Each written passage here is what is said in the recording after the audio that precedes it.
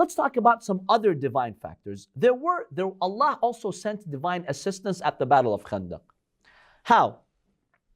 First of all, Allah subhanahu wa ta'ala changed the atmosphere. After a month of waiting outside the ditch, the enemies grew tired.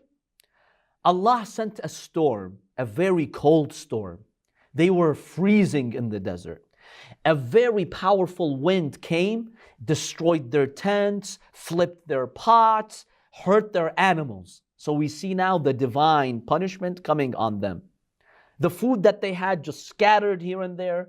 So whatever food they had left was also gone on that night. The Prophet had sent Hudhayfah, one of his good companions. He told Hudhayfah, go to the other side and collect information, like what's happening to the other side.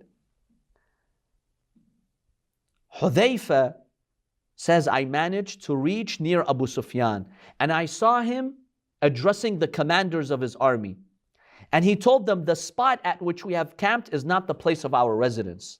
Our animals are dying, and the wind and the storm, they're not sparing our tents, and sheds and fire for us. Bani Qurayza too have not helped us either. They've betrayed us.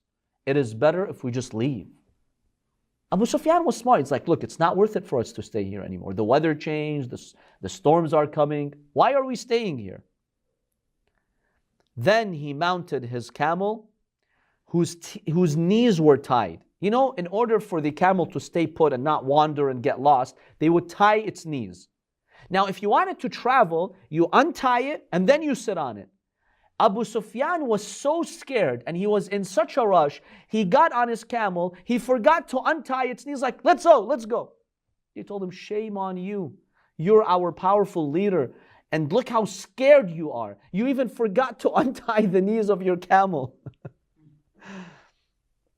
Subhanallah. But he told them, no, let's not stay a single minute here. Let's get out of this place.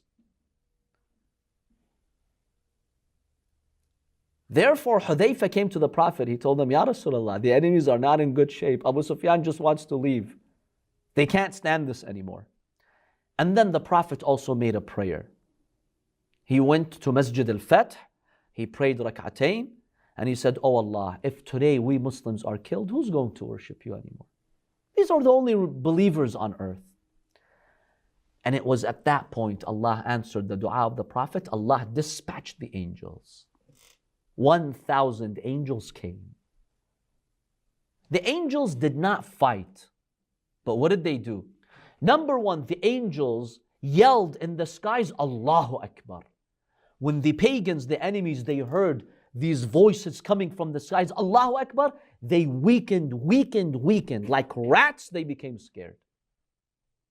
Secondly, those angels brought those fierce winds that we talked about. They blew at them to destroy their tents, flip their pots, and just to demoralize them.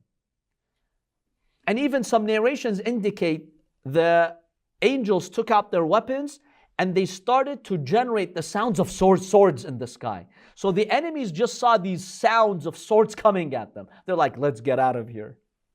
So the angels didn't fight them, but they went there to scare them, just like they did at which battle? Do you remember? Badr. At the battle of Badr, the same thing happened. Subhanallah. So Allah subhanahu wa ta'ala also sent the angels in order to support the Muslims and make sure these 10,000 evil guys just leave the area. And that's exactly what happened. They packed whatever they could. They packed their bags and they left. And Allah saved the Muslimin. All those 10,000 had to leave. Bani Qurayza, they thought, had betrayed them. So we can't count on them anymore. Amr got killed by Imam Ali alayhi salam. The winds are just destroying us. We hear cries of Allahu Akbar left and right. This is not the place for us. We're out of food and the cold is killing us. Let's leave. Let's just go back to our hometowns. This is how the battle came to an end.